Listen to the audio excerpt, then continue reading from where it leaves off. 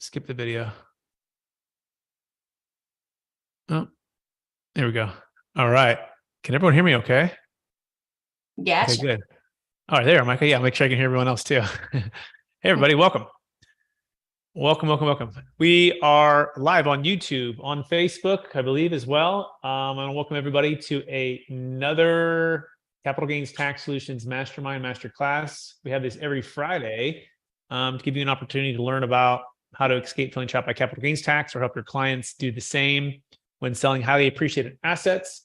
We're really passionate about creating some freedom and unlocking freedom for you and your clients. It could be primary home, it could be a business, it could be cryptocurrency, it could be stock, it could be a partnership separation, it could be a number of different things. But we're here to talk about some of the biggest challenges people face when looking at the Deferred Sales Trust today, and in particular, some of the biggest objections that we get from CPAs, from attorneys, from people learning about this for the first time. So we hope to give you some clarity and some confidence, and give you some inspiration to take some action today to get your Deferred Sales Trust started. For those who don't know me, my name is Brett Swarts, and I'm founder of Capital Gains Tax Solutions.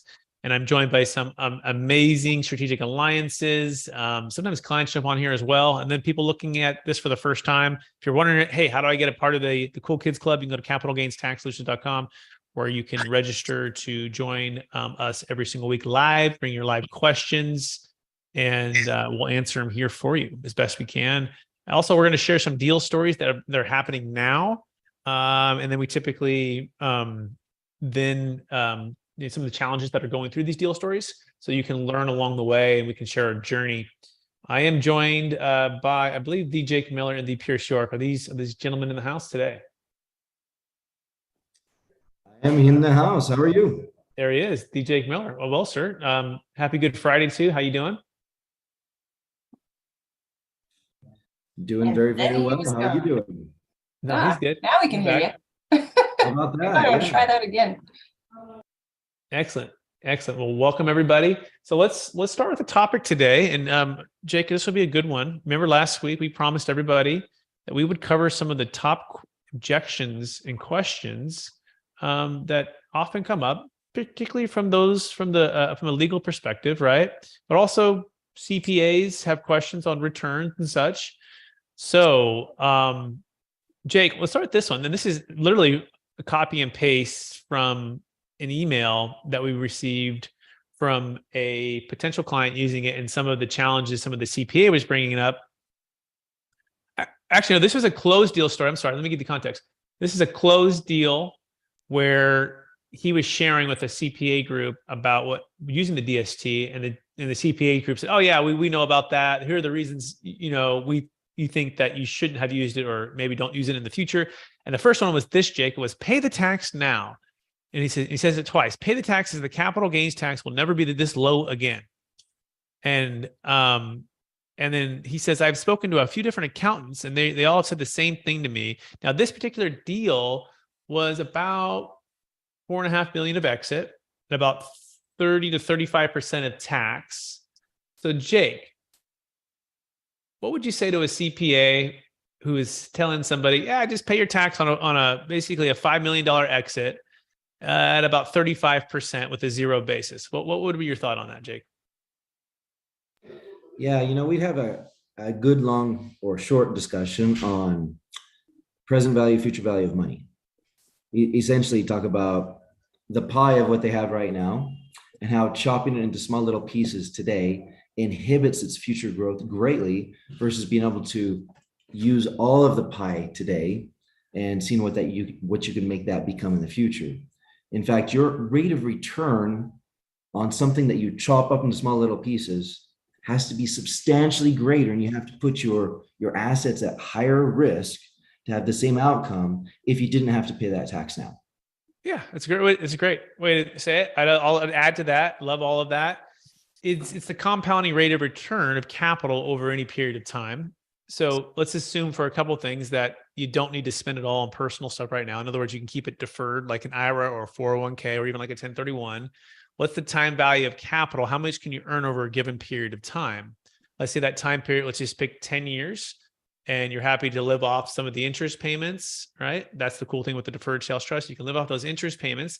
And in the meantime, it can also grow if you were to defer those interest payments. And so the rule of 72 states that if I can earn 7% compounding over any period, over a 10-year period of time, I can double that amount of money. So in this scenario, there's 5 million approximately in the trust. He's deferring about, what's 35% of 5 million? Let me do it real fast on my calculator. You're looking at, $1.75 million of tax. Hypothetically, if he did not take any distributions from the trust and net of fees, 7% went in the trust, that 5 million would be 10 million in 10 years. Okay. So the question is, would you like to have 10 million in 10 years? Or would you like to have paid 1.75? And let's assume you earn the same return, outside of the trust. What would you have? Well, 1.75 million off of 5 million would be 3.25. So you're looking at 2 times 6.5 million, right? And so now it's even a bigger gap, 6.5 million in 10 years or 10 million. Now, with the trust, people do take payments from the trust, right? So another way to look at defining winning would be, let's live off that 7%. You put 5 million in today, let's live off 7% every year, net of fees. And at the end of 10 years, and what is that, by the way? 5 million at 7% is $350,000, right? And then you could still have the 5 million in there after 10 years. So that's another way to look at it versus using the same math. 5 million plus 175, 7% is 227.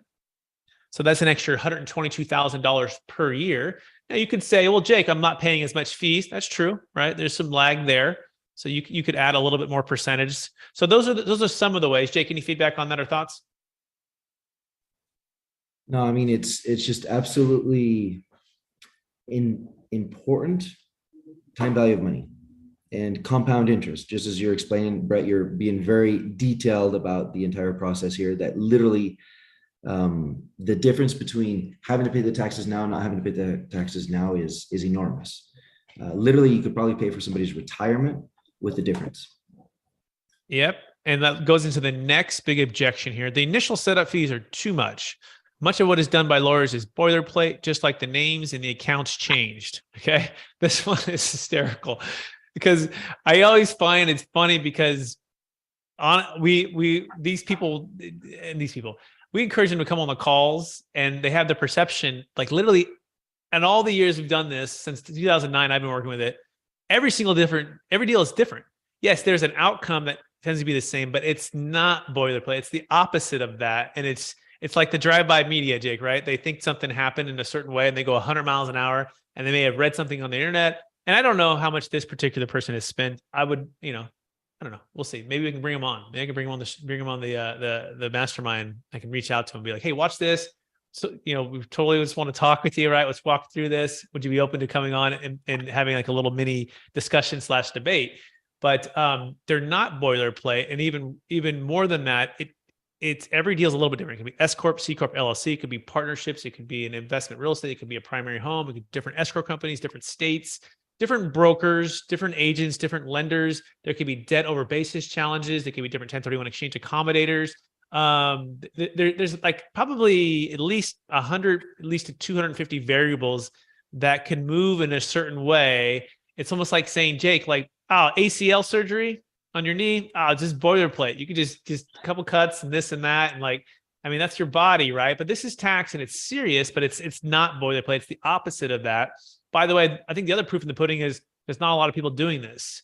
It's very specialized. If it were so simple, everyone would be doing it. Jake, what are your thoughts on that?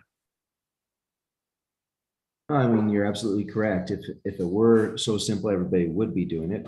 And just because somebody hasn't done it before, they don't have 100 hours of experience doing it, doesn't mean that it's not right or that it doesn't exist. After having helped hundreds of CPA firm owners across the country with various strategies, you come to find out that everybody has their own internal processes where, as a cost benefit analysis, if they literally don't help 100 other clients do the exact same thing, which, Brett, we're talking about a once in a lifetime transaction for a lot of people, right? a once in a lifetime transaction or the biggest transaction they've ever had. Now take that into consideration and then understand that these CPA firm owners that I've coached and taught and trained and mentored, right? There's a cost benefit analysis. If they can't do the same thing for at least another 100 clients, they may not invest the time and the energy and the effort to do the due diligence and the homework and the research necessary to know something so once in a lifetime, if you understand what I'm saying. So sometimes, and a lot of these individuals, not everybody, some of these people reach out to a specialist, a subject matter expert on a thing that they haven't done for 100 other clients, right? But others don't. You have your naysayers out there. You have your individuals that, hey, if I'm not going to do this if I haven't done this already for 100 clients, I'm not going to do it for another 100 clients. That's just not something my office does. I think that's so important to understand, right? It makes perfect sense. And I love how simple you put that. If I'm a CPA or a financial advisor, now you've got 100, 200, 500 clients, but only 1%, are actually even looking at these big exits, right? Every X amount of years. What's my ROI on becoming the subject matter expert on it? It's very low, right? I'm making all the money over here. Not to say that they're not going to look out for you. And by the way, I don't want to paint the picture that all the CPAs are against us. In fact, we have more for us, but this is one was just in particular. I'd say, I feel like we have like a 95%, let's say, CPA adoption rate once they actually do come in and spend time with us, with the CPA and tax attorney. Not just the people on the front as the trustee or the financial advisor, but really spend time with the team. In fact, Jake and I were on a big call this week, and CPA, and it was like you could see the aha moments like clicking, right? And he had heard it from Jake, and then he heard it from the tax attorney, and it kept like, okay, yeah, that makes sense, and it's like, wow. Thank you so much. Like it just takes a little bit more time. And sometimes too, CPAs only want to talk with the CPA or want to talk with the tax attorney. And that makes sense. And we're happy to do that. That's why I'm not the CPA nor tax attorney. Jake is a financial advisor who has trained and coached CPAs as a person who they were looking to as one to help research some of the top exit planning strategies. I think it was over 1,000 CPAs in the top 400 you were coaching. So the point is, have a team, do the due diligence, but we have found they actually join us. That leads into the next question. The yearly fees are of 2% is too much to pay for the service. Okay, so this is also interesting too, right? Because now it becomes, well, there's the initial one-time setup fee, about 1.5% on the first million, 1.25 on anything above that. So that's a one-time legal fee paid to the tax attorney. That covers lifetime audit defense. Then there's the ongoing fees on the net proceeds. So whatever net of closing costs. So if you had a $5 million exit, but you had $2 million of debt, $3 million hits the account. Well, that's the amount that what Jake Miller and I, we also work with Jake Carpenter. Jake Carpenter is also one of the financial advisors we work with. He's on the call as well. Welcome, Jake. He's out of Washington. But as we work together, it's about 1.5% to 2%. Depending on where the funds are invested, depending on the amount that's under the account. So the question becomes, Jake, how do we make this an investment and not an expense? What are the ROIs here? Because on the outset, someone might think that it's just the flat, I'm just deferring the tax. What are other ways to grow this, Jake, to help people make this an investment, not an expense? Absolutely. I don't know if Jake Carpenter wants to join from his car. It looks like he's driving at the moment. We got this Jake squared thing going on. And so, I don't want to put you on the spot if it's dangerous to call in from the car. But Don't anyway, do it, Jake, just drive and smile. You just drive and smile. Jake Miller, you stick to that. I don't want to be a cause for that. Very good. Well, anyway, how do we make this an investment rather than an expense? Well, first and foremost, we're saving how much in taxes? Like literally, the federal capital gains tax rate is 20%. The Medicare tax is 3.8. Plus, if you're in tax California, Brett, could be another 13.3, depending on the city and everything else inside of California, right? Or whatever other state income tax, because a lot of states, in fact, almost all states, do not recognize a more favorable capital gains tax rate. They just charge you normal state income tax, right? So a lot of times we're losing up to 40, sometimes 50% of this asset that you've grown over time. If there's not a lot of basis, just chopping big, huge chunks off to the various taxing agencies. And how do we take that expense and make it go to work for us? Literally, we tell the government, we say, hey, we know and understand that we've had these gains. We're going to defer it, hence the name Deferred Sales Trust. We're acknowledging in a very transparent form and manner that, hey, this is something that we do owe to the government. But in the meantime, we're going to make good use of it now, and we're going to invest it in the meantime. And we do pay some attorney fees. In fact, sometimes in the first million at 1.5, and that 1.25 after that. Now that's a lot better than up to 40 to 50%. And that ensures lifetime auto protection, that ensures a lot of different things that allows us to reinvest the gross proceeds of the sales transaction, Brett, rather than cut it all up into tiny little pieces and sometimes losing up to half of the pie. If we're able to take the entire pie minus 1.5 to 1.25%, rather than just, giving everything up to taxes today, we now have the power of time back in our hands. In fact, you have David Young, who spoke on your show one time, Brad, on your mastermind, talking about how the power of time is what, as you're getting older, you start losing, right? And if you can put that power of time back in your hands with everything that we've talked about already on today's show, you're able to be a lot more conservative with the assets that are still in your hands and accomplish a lot more than you could if you had to pay taxes today. So well said. Couldn't agree with you more. I want to add that there's multiple ways to make the DST an investment, not an expense, not just the tax deferral on the first part, but there's also income tax deferral. So for example, if you live in New York and you have you're in a high income tax state, you could sell an asset, defer the tax, and establish residency, let's say, of Florida. Then you can start taking income off the trust, and guess where your nexus is for the income tax would be Florida, right? So you might delay for 6 or 12 months or 24 months from the trust. And in the meantime, it's growing and compounding and building inside of the trust until you establish residency, let's say in a Florida, Nevada, Texas, whatever.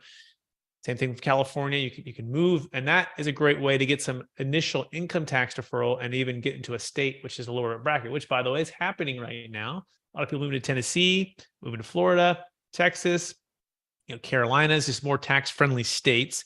So that's a good way. The second one, another way would be new depreciation schedules, okay? Or let's imagine you don't even have a depreciation schedule, like you're selling a stock, or you're fully depreciated on a business or cryptocurrency or a primary home, which is not depreciable. Now you're looking at exiting into a trust of which you can partner with the trust, and that new LLC can go purchase real estate, and that depreciation, depending on how we structure it, can flow through to you. So we call this tax flow planning, not just cash flow, where you're increasing your ability to grow wealth by being tax efficient with a new depreciation schedule. And this right here can pay for it. Now, of course, do we have to follow the guidelines and the rules laid out for us? Yes. Does it take time and energy to do all that? Yes. And so all of a sudden you look at this, 2%, and you're going, wait, so I got a new depreciation schedule. I deferred, 30 to 50% in capital gains tax. I've got new income tax ability to move in a different state. Oh, by the way, Jake, I might eliminate the estate tax. Talk about that if you're selling a $100 million asset, and you might want to eliminate the 40% death tax. Jake, talk about that. Absolutely. So there's a wonderful thing that we do here in the very beginning. When we utilize the Deferred Sales Trust, we essentially put it in between you and the transaction. So you have this asset and there's a buyer. Rather than you selling it to the buyer, we have the trust sell it to the buyer, right? And we do something very important in this first step. We essentially move the asset out of your estate and we move it into the trust. We freeze the value of what is left in your estate. We exchange it with a promissory note first and foremost, right? We're able to do that so that while it's in the trust, it grows outside of your estate under normal circumstances. That's very important, especially since here at the end of 2025, so the beginning of 2026, a lot of the tax numbers reset. The Tax Cuts and Jobs Act of 2018 resets to a lot of the numbers that were in 2017. One of the numbers that resets is this exemption that we get on our estate. Right now, it's around 24 million married filing joint, and it's going to drop down to close to 12 or a little bit less. And it could even go down further because that's a number that our legislation decides on. And so if your assets in the future exceed that amount of that exemption, everything above and beyond that is subject to a 40% estate tax. So not only do you pay taxes on income, do you pay taxes on the stuff that you buy at the store, do you pay taxes on capital gains, but at the end of the day, should your estate exceed a certain number above and beyond the exemption, which again, that number is going to get cut in half, then you have an additional 40% on your assets when you pass away that then, it has to be paid before your assets get to go to your heirs. Perfect. So let's walk through it live. We have live deals right now that are happening and that people are looking at us versus other strategies in considering this. And by the way, there's charitable ways to get stuff outside your taxable estate. So we can work with charitable ways, but there's some, there's ways you can buy a bunch of life insurance to try to offset the tax. We can still do that with the trust, and you can kind of get a double arbitrage there. And there's ways to do gifting where you're slowly gifting away percentage of your ownership over time, but you got to have a lot of kids and you got to have a lot of time. What's amazing about the deferred sales trust is in one day, in one transaction, does take a sale, we can move it outside of your taxable estate and call what's called the DST plus, and we eliminate that estate tax. Not only that, we eliminate all of the growth being outside your taxable estate. So let's imagine you were married and right now it's 24 million is the exemption, but just imagine you have a $124 million apartment complex, okay? And all of it's inside of your taxable estate. So you've got the 24 million exemption. You're like, no problem, Brett. We got that taken care of. Well, there's another $100 million. Imagine you own it free and clear to keep it simple. You could sell tomorrow for 124 million, move it all into the DST plus, and we're going to eliminate that 40% debt tax, which would have been 40% on 100 million. Okay, so right now we've eliminated that 40 million immediately. Now, let's say you're in your 50s, right? You're young and you're looking at taking this 124 million and moving that to $250 million or more, right? Every 10 years, let's say you can double it. You probably go to 80. You do the math there, probably like at $750 million. I mean, it's probably where we're at. Okay. That's all outside your taxable estate. We're done. We've eliminated it from the time you exit it. And so we know of no other strategy that can do that. So when you're looking at this 2%, you got to ask yourself, is this an investment, not an expense to me? If I can eliminate that 40% debt tax, if I can defer 25 to 50% capital gains tax, here's a little nuance here on that DST plus. As you receive payments back, it's not as favorable as a DST 1.0 in that you can do 100% interest payments.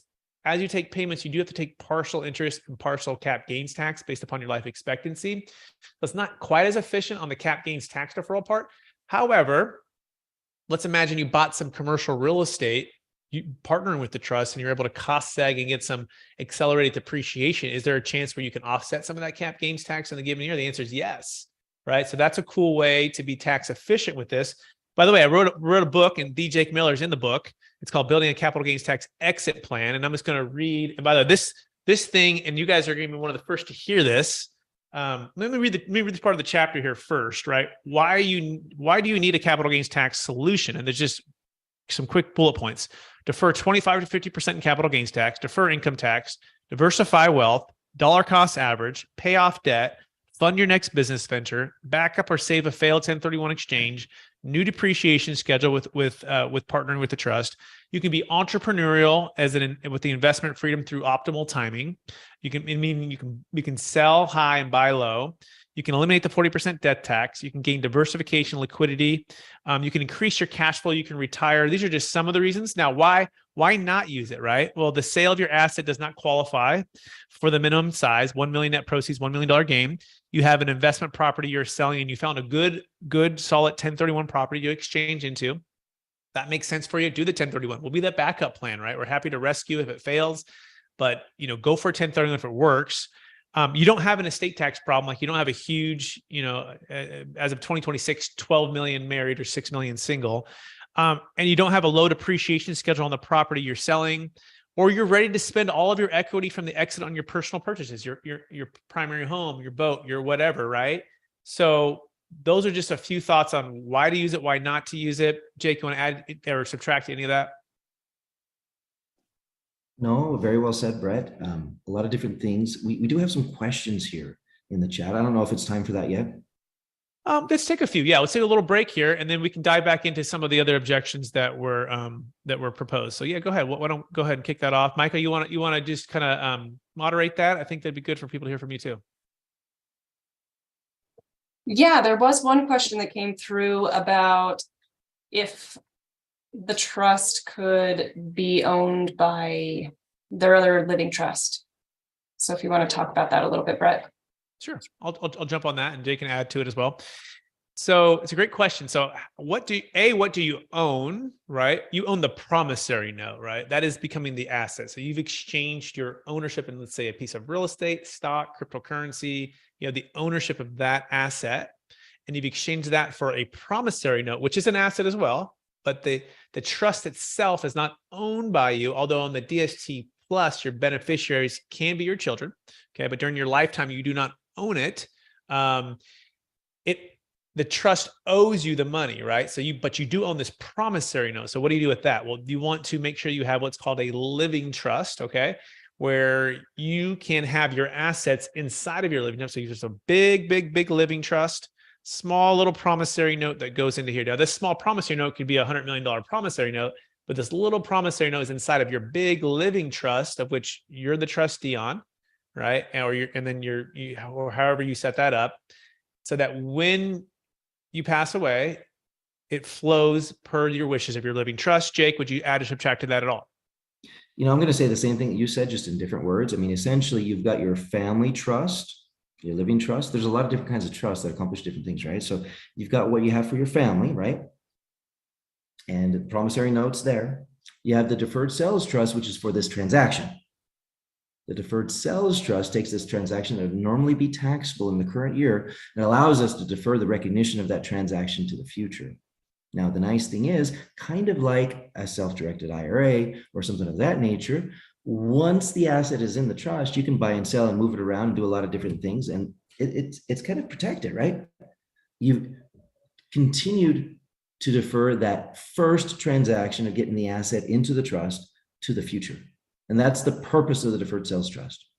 And of course, the asset that was exchanged in the beginning into the trust, now what's left inside of your family trust or your estate is the promissory note. That makes you the creditor.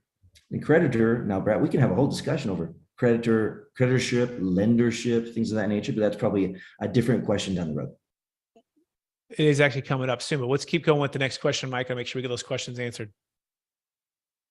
Okay, so another question that came up was if this could be self-directed and kind of how those investments are handled. Absolutely. Jake, why don't you start on this one, and then I'll add or subtract. Yeah, so a self-directed IRA is a deferral vehicle. This is a different kind of deferral vehicle. Similar in nature in the fact that the outcome is the same, that you don't pay taxes until the assets come out of the IRA. Now, the nice thing is that for a Deferred Sales Trust, you have to have an eligible transaction to get into it.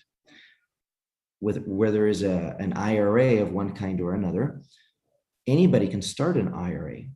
Some people can even do a rollover IRA or a Roth conversion with an IRA. Those are all different features of an IRA that anybody can do. However, not anybody can do a Deferred Sales Trust. You have to first and foremost have an eligible transaction and have the proper future reinvestment objectives in order to be eligible for a Deferred Sales Trust. Good. And I'll answer the other part of the question, which is, can it be invested? I think that's what they were asking. Can it be invested into other types of like real estate and I guess self-directed is maybe they're asking about that. Like, so how are investments made? How are decisions made? And is it like checkbook control? Is it like, how does that work? Well, there's a trustee. Hi, that's me. If you haven't figured that out yet, Brett Swarts, a trustee for the Deferred Sales Trust. So I would be the third party unrelated trustee, right? Who would perform those services. As well, I have to approve of all investments, but you as the note holder, right? As the creditor need to also approve of those investment decisions. So there's dual approval. And you're just like, well, why is there dual? I'd like to have a unilateral approval. Well, that makes it taxable. That shows ownership. The definition of ownership, if it's 100% ownership, would mean you have basically unilateral decision to make of that asset and what's going to be invested into.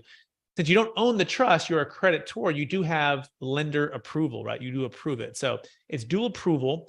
Now, what does that look like practically? You say, look, I want to start a business. I want to own some real estate. I want to invest into something that's a little bit outside of the traditional, stocks, bonds, mutual funds. Can you joint venture partner with the trust and essentially get an outcome like a checkbook control? The answer is yes, right? If it's properly structured, though, you work out. Now, do I still need to look at those investments as a trustee? I do. I'm a friendly trustee, and that's part of our role is to make deals work, right, and still stay within the lines and the boundaries of the Deferred Sales Trust. I think that answers that question. Michael, you want to go to the next one real fast? Well, I just want to add. Or you want to add? Go ahead, Jake. Yeah. Yes, just one more piece. Sorry, it just came to my mind. One of the biggest differences, again, between the IRA and the Deferred Sales Trust is that the Deferred Sales Trust requires a team. The IRA is kind of like a do-it-yourself vehicle, or it can be, especially the self-directed IRA, where here we need for the deferral strategy, we're talking dollars that are much larger in nature, typically. And it does require a trustee. It does require the attorney, a very specialized attorney, right? A subject matter expert. And oftentimes for the navigating on the financial aspect of everything else, it requires somebody like me, right? Or Jay Carpenter here on the call to help financially direct the client's assets, or to assist the client to know what assets are now available to them that perhaps have never been available to them. Exactly. Well said, Jake.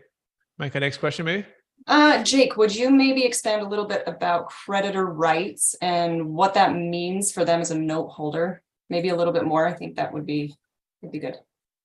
Very good. And a lot of times people, to help them understand this, we just talk about being a homeowner, right? Because a homeowner is a potential asset, a home that could be put into a DST and later sold, right? Regardless of the asset, it's really easy to understand owning a home and then the bank having a mortgage on the home.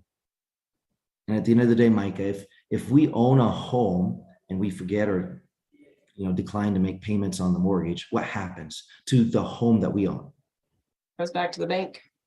Goes back to the bank. So who in reality has greater rights, power, control, and authority over the home? The bank.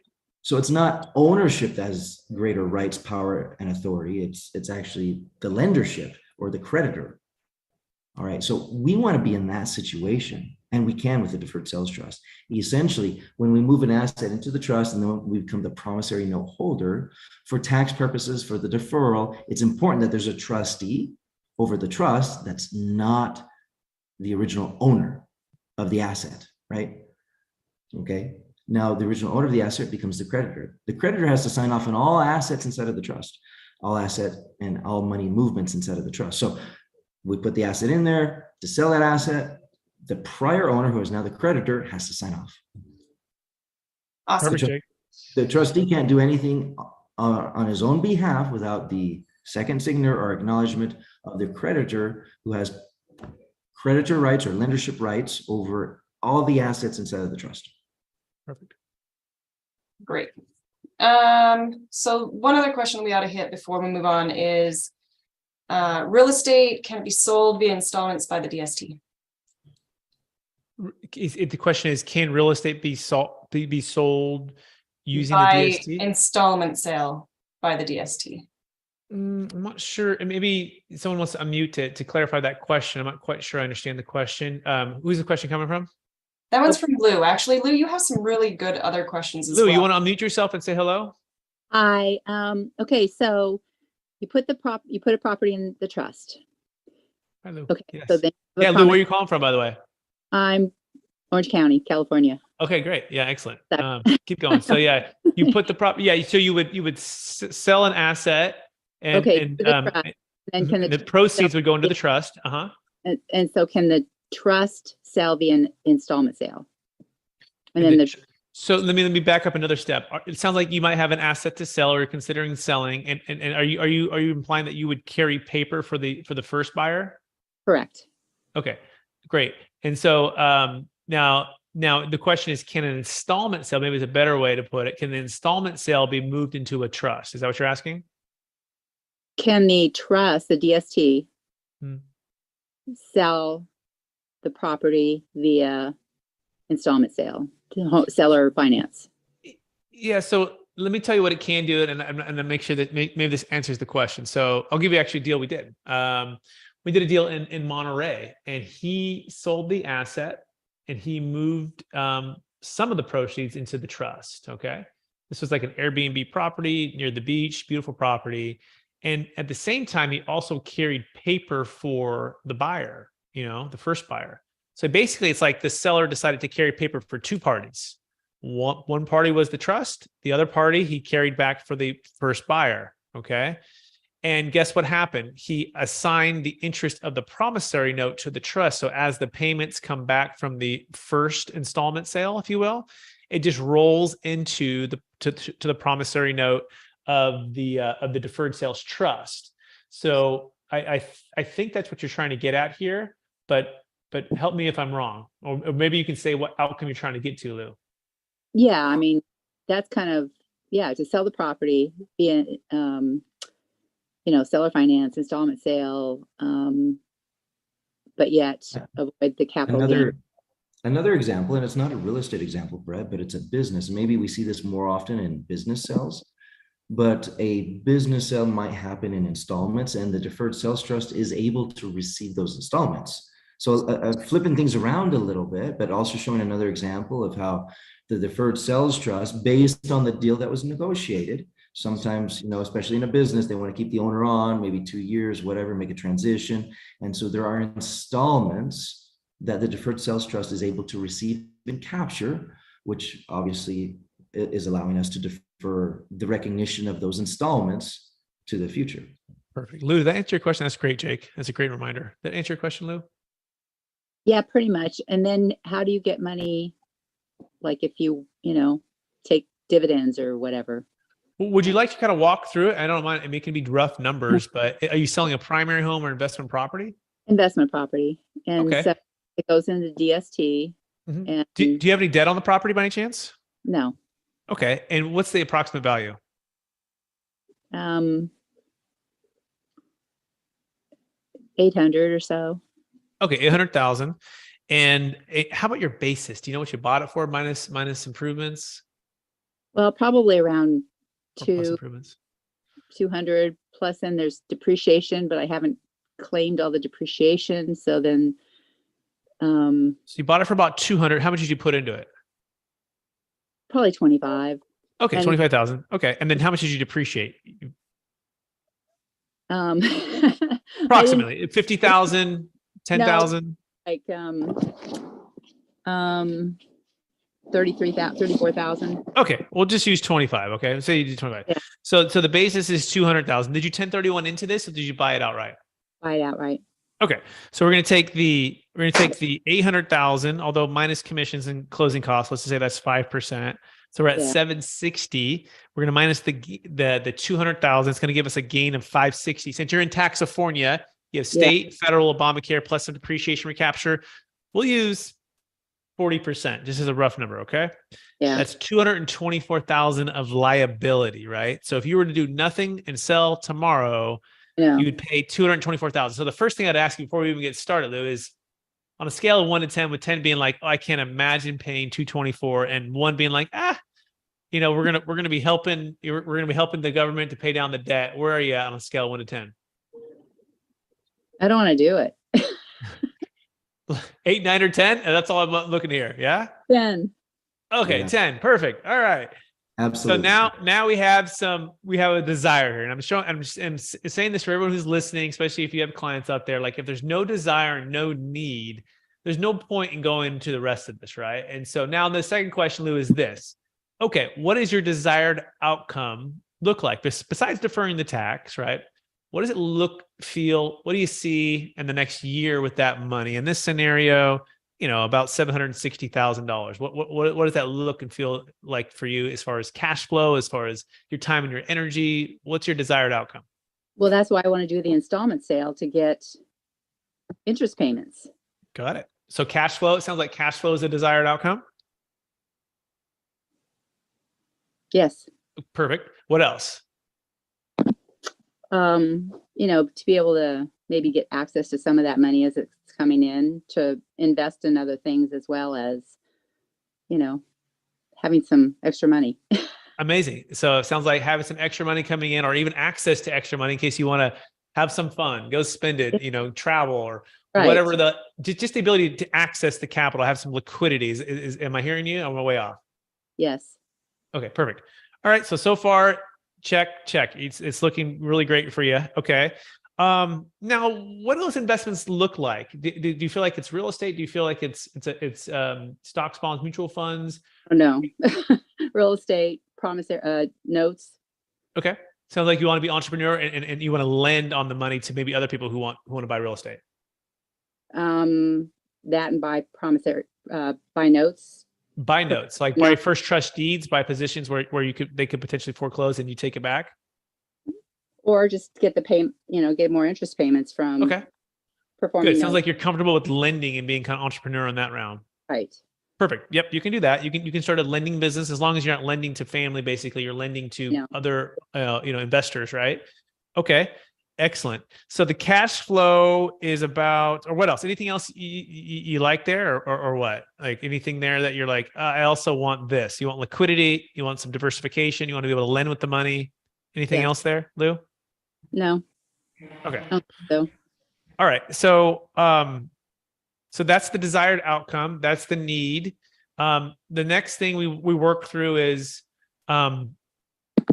showing you, and this would be the next part, Lou, for you to get comfortable with the know, like, and trust of me as a trustee, Jake Miller is a financial advisor, right? Let's just say that's a scenario. We're working together as a team, and understanding that the link between your outcome and us helping you to get there, being that I started out in commercial real estate at a very young age. I'm a broker now. I'm an investor.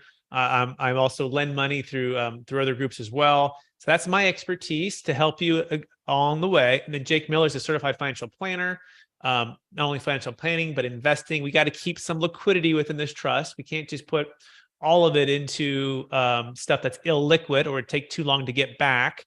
In fact, the fact that you said you wanted more liquidity maybe to do stuff, I would actually say we probably want to keep it more liquid than not liquid, just in case you want to go spend some of this money. So are you seeing the link between how Jake and I can help you to get to where you want to be right now?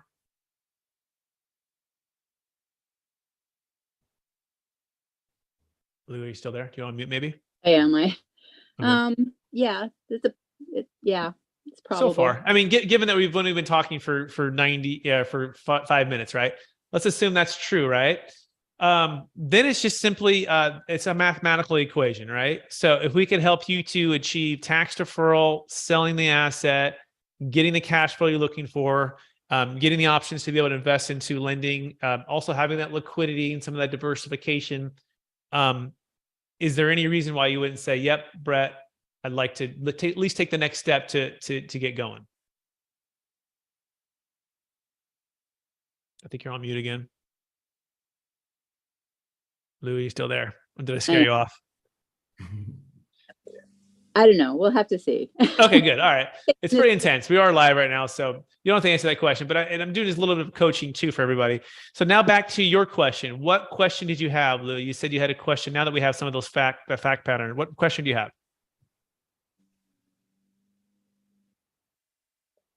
I don't know. Oh, do we lose it? Who had the question? Micah, do you remember what her first question was in the beginning? Or anybody else? Can I ask a follow-up question? Hold on, Pierce. I want to make sure we got the question answered first before we do that. Anyone remember? I don't remember the question was either. Maybe it originally started out with like the installment sale question, but I can't remember how this one turned into this. Yeah, that's okay. It'll come back. Pierce, go ahead. You're up. So, in the clarifying question for Lou, the original question came down to can the trust do an installment sale for in conjunction with the trust? And I just wanted to ask, is there a specific reason why you wanted to do an installment sale on top of potentially doing the trust? So sometimes, Pierce, and I don't want to answer for Lou, but sometimes it's just all part of the sell, especially if the buyer's not able to get financing. And so the seller might decide to carry part of it And so that's more common than not in businesses than it is in real estate, but sometimes in real estate as well. Well, as we know, lending's really tightening up. And That's there are a right. lot of people, there are a lot of self-employed people that can afford a property, but yet they don't fit in the box. I Right. think, Lou, it sounds like, or it feels like you're asking, can the trust investments lend to other people that may not fit inside the box? Can I go make loans? Can I do 12, 13, 15% loans with people who otherwise couldn't get a loan? I don't know, whatever percentage, that's reasonable, right? Is that what you were wondering about? Well, yeah, well, no. Okay. To begin with, there's a property. Right. Okay. Put it into the DST. You sell the asset to a third party buyer and the proceeds go into the DST. So that's why I think where you're missing that piece, right? So we don't just put it into the DST just to put it there, like you put it into a living trust. We only transact if you have a third party buyer that's going to buy the house for $800,000. Okay. And in fact, we help you do that as well. We're brokers as well. We do A to Z to make sure nobody messes anything up. Okay. I'm a And real then estate. the net proceeds go into the trust. Now the question is, where and how can the funds be invested? You get that part there? I don't want you to miss that part.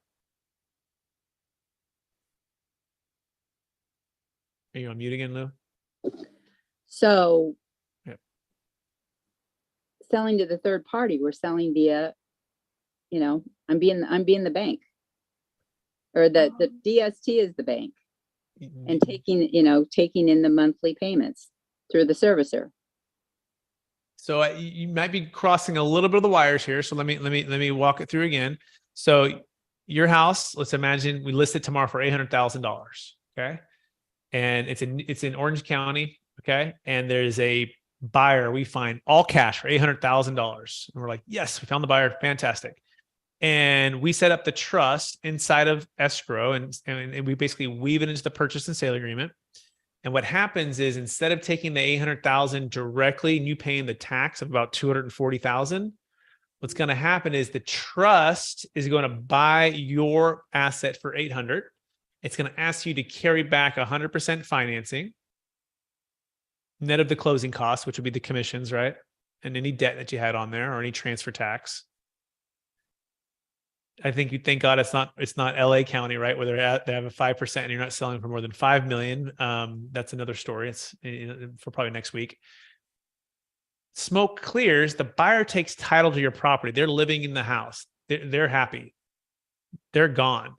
What's left is you have a promissory note for about $760,000 at about 8%. And the funds are sitting like at TD Ameritrade, Charles Schwab, typically, waiting to be invested. Any questions on what just happened there? I get it. I understand. Okay. Yeah. And I think the outcome is the key thing, Lou. Like what's your outcome? What do you really want? And you go like, I want to defer my tax. Fantastic. I want to sell my house for the highest price and the best terms. Great. We can help you there. I want to diversify and keep some liquidity so I can spend it on stuff. We have you there. We can help you there.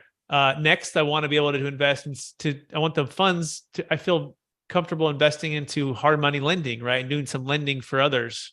I can, feel good about that. Fantastic. We can do that too. So any other questions on that, Lou? Or are you good for right now?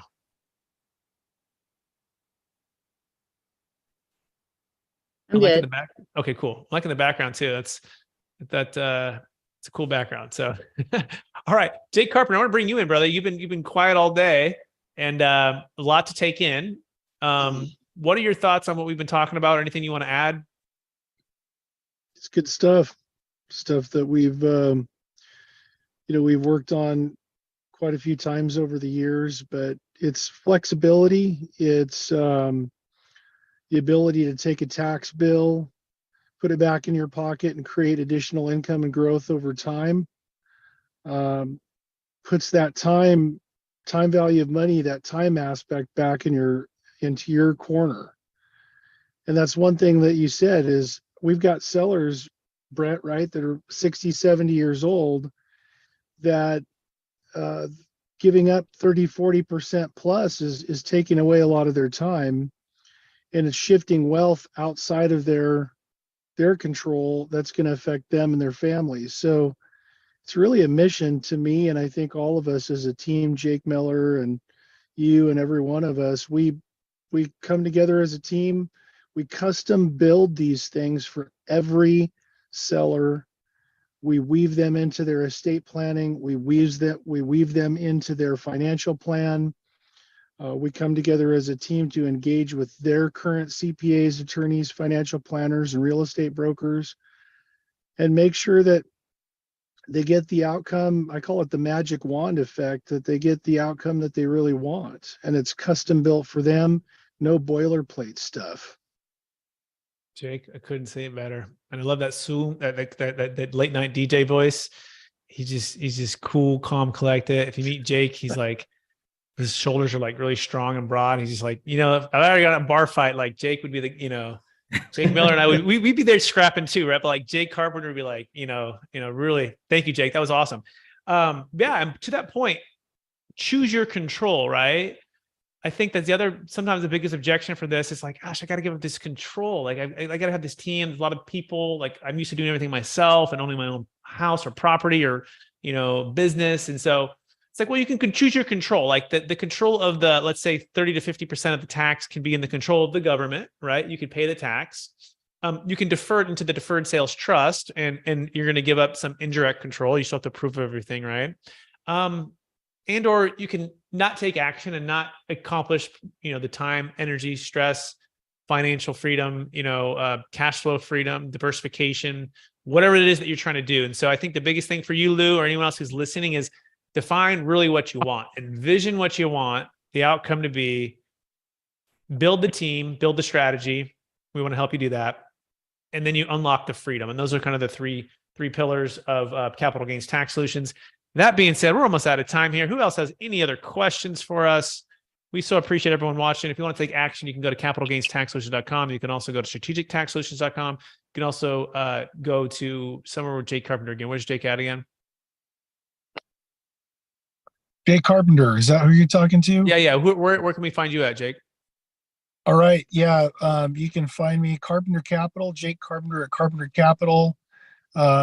You can call me at 509-460-8700. That's 509-460-8700 to book an appointment. Perfect. Micah and Jake, where can folks find you if they want to get in touch with you? So yeah, you mentioned the website, strategictaxsolutions.com, or our 800 number, 800-773-1848. Amazing. And then look for the book, people. It's happening. Okay. Yeah, I did say I was going to say this. Okay. So the book is coming out. Okay. So check this out. Okay. So you guys got the insider secrets because you're on this mastermind, you're watching this YouTube to the very end. There is a one-day amazing opportunity. Do you see that handsome guy over there? This is Jake Miller. It's probably hard to see because it's like, oh, there he is. Okay. Now you can see it. He's right there. Jake Miller. Okay. I have also in the book too. We got Kevin Harrington from Shark Tank. But so here's the big announcement. On April the 20th, this thing is going live on Amazon.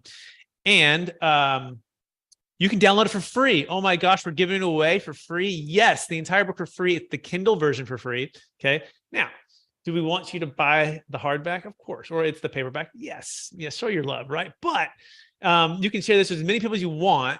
You just, on April 20th, what do you got to do? You just have to simply go onto your Amazon account, log in, search building a capital gains tax exit plan, and then click on the free Kindle version. Okay. And that will give you a free Kindle version. Okay. So our goal is to share the love and also to share what's happening, which is helping people defer capital gains tax, unlock freedom, build wealth. That being said, we're out of time. Appreciate everyone out there. We'll talk to you again next week. We'll try to do better. Happy Good Friday. Happy Easter. God bless everybody. We'll talk to everyone soon. Okay.